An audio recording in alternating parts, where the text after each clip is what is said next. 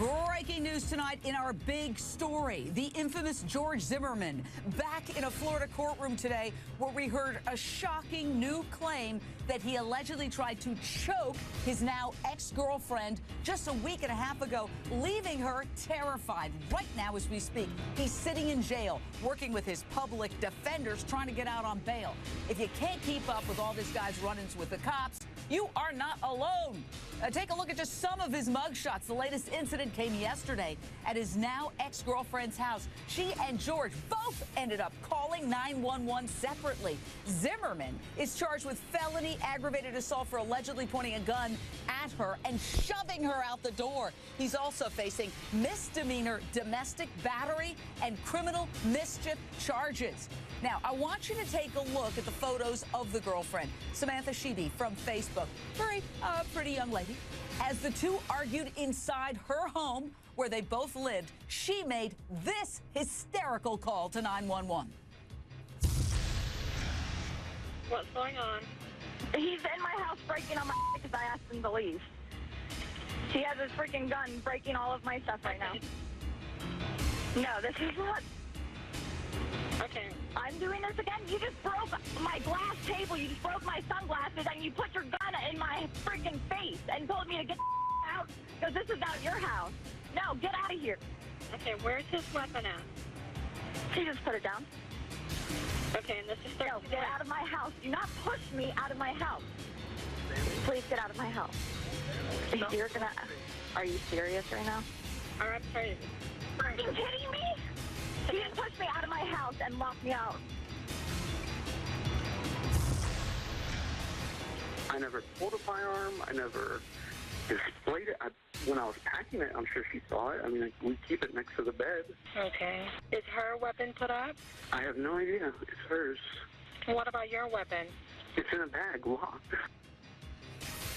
Well, someone's lying. Either he was waving around a gun or he wasn't. In court today, we heard this bombshell, and it is a bombshell from the state attorney. The victim had indicated that there was a prior domestic violence incident that occurred approximately a week and a half ago that involved a choking that she did not report to the police. She is in fear for her safety on the day of this incident. She had indicated that they had been discussing breaking up.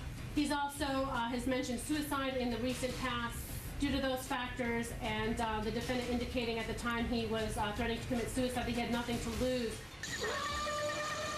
The big elephant in the room, of course, is the Trayvon Martin tragedy. So how does this reflect on George Zimmerman's acquittal for murdering this unarmed teenager?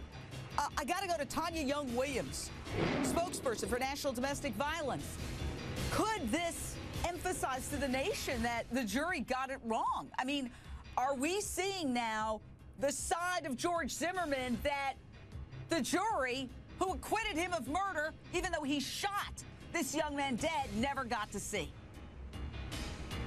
Jane. In fact, I think over the last few incidences in which George has encountered himself with the police, people are starting to say, what did the jurors miss? But we have to see, when it's domestic violence, George has had a history of domestic violence, as we know of, ranging almost 10 years ago. And this is a pattern of his behavior, wanting to control whomever he's with. And let us not forget, it was during the prosecution's closing that the prosecutor asserted or suggested that George Zimmerman did not go into his pocket to take out a cell phone, but in fact he took out a gun, and that might have been what caused Trayvon Martin to react. And we see through these last couple of incidences that these victims have alleged that George Zimmerman pulls out a gun when he wants to wield control over someone else. It's a pattern, and it's not changing. Yes, and of course you're referring to the incident with his estranged, soon-to-be ex-wife, Shelley, a couple of months ago, where she called the cops and said, hey, he looks like he's reaching for his gun, he smashed my iPad, he's punched my dad in the nose. He was never charged in that case. Now, here's a shocker. Is Zimmerman's girlfriend pregnant, or is she not? George Zimmerman, in another shocker, told the 911 dispatcher that the whole fight started over a discussion about parenting his unborn child with her.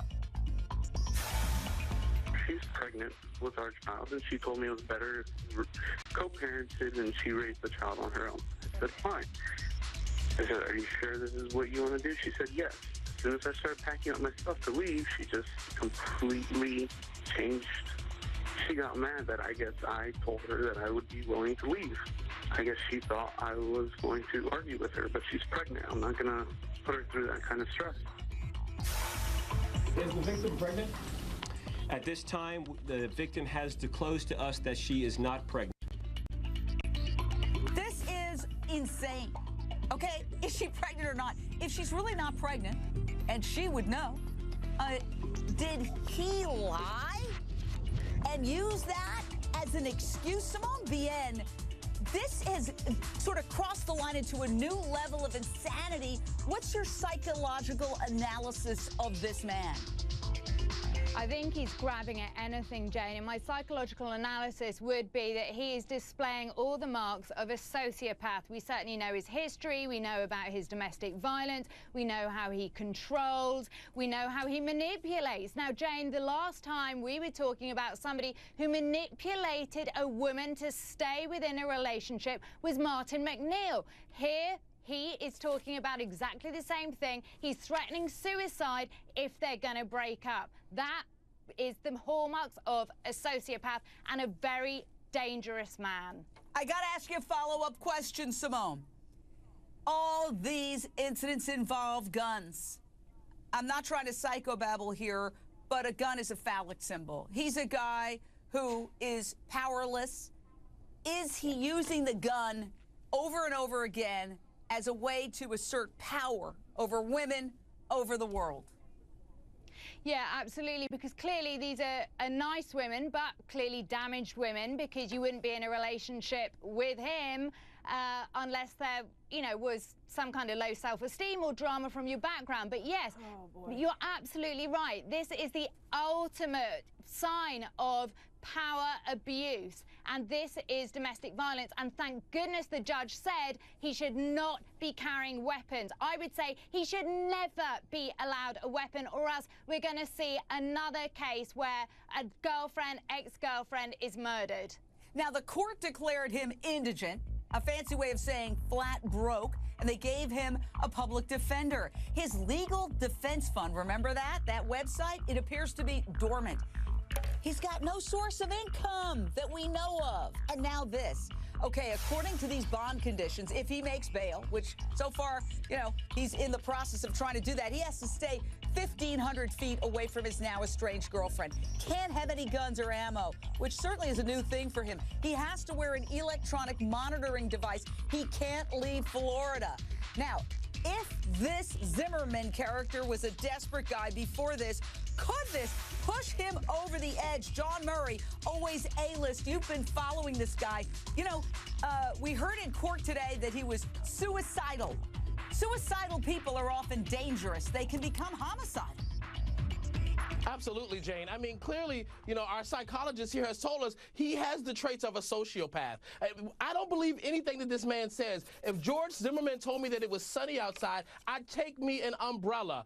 I've said on this very show since July, when he got away with murder, that this guy was entitled and he was going to get in trouble again. Now, it took someone like O.J. Simpson many, many years before he found himself back in trouble with the law. But this guy, every other month, is being arrested for one reason or another. He's going to kill again. It's either going to be one of these women who are dumb enough to date him, or it's going to be another young black boy. I'm not an addict. You guys can spin it. You can tell me whatever you want. These people know that I'm not. You ever got drunk before? Yes, I have some crack cocaine. You're not being truthful. I'm not being truthful. Have you been into that house? I have no interest in being in that house. I'm not a crack user. So, I'll work this throat out. I'll pull his eyes out. Reason I drank or did drugs was not because of stress. It was out of sheer stupidity. Tonight, I'm fed up with crack mayor. Breaking news. Is the mayor of Toronto finally ready to clean up his act, or is he just offering us another serving of BS after being stripped of virtually all of his powers just yesterday and weeks of ridicule? Mayor Rob Ford is finally claiming he's getting help. But he still insists he's not an alcoholic or a drug addict. But these unnamed health professionals are reportedly working with him in mysterious ways to get better. Listen. I haven't touched a drop of alcohol. I'm dealing with a team of professionals. I'm getting the help for sometimes my excessive drinking. Everybody has skeletons in their closet. Mine have been exposed. I'm dealing with healthcare professionals on a number of issues, and I just leave it at that. Talk is cheap. Come back in 5 months, and if you don't see a difference, and you can say, Rob, I don't believe you. Go take a drug test or a urine test or an alcohol test. No problem. Yes, problem. Here's my problem with that. The first step to getting help for substance abuse, and I say this as a recovering alcoholic with 18 years of sobriety, is to admit you're an alcoholic or an addict in the first place. He still refuses to do that. So is the mayor just white-knuckling it through a dry drunk phase in order to try to keep his career, or is he actually hit rock bottom? Now, you remember just yesterday he trampled that elderly councilwoman. I mean, this is just classic. Look at this. Boom! And before that, he knocked over a photographer. And, of course, he said, oh, it's not my fault. He even used profane language about sex at a press conference, but he still refuses to resign. Mayor Ford has been a gift, not only to news organizations, I have to admit, it's been a gift to us, but to late-night comedians everywhere. I mean, they just haven't been able to stop with the punchlines. Jay Leno, Exhibit A. He announced he wants to be Canada's next prime minister. Hey, if there was anyone qualified for the highest office in the land, it's the highest mayor in the land, okay? There you go right there. So, yes, the Toronto mayor has admitted he bought illegal drugs in the past 2 years. He did buy illegal drugs in the past 2 years. But in fairness to him, he said this long before he learned how to cook his own crack. You know, so now he saves money by doing it himself. John Murray, alwaysalist.com. You know, I think he's actually doing the world a favor because we have a lot of stereotypes in our head about what addicts and crack addicts look like, and we equate them often with street people or minorities get hit a lot in terms of unfair stereotyping. He's really showing the world that you can wear a suit and a tie and have a good job and be a crack addict. And also be plus size, Jane. I mean, here's the serious aspect of this. The guy clearly has a substance problem and needs to get help. I mean, the late, great Whitney Houston made it plain. Crack is whack.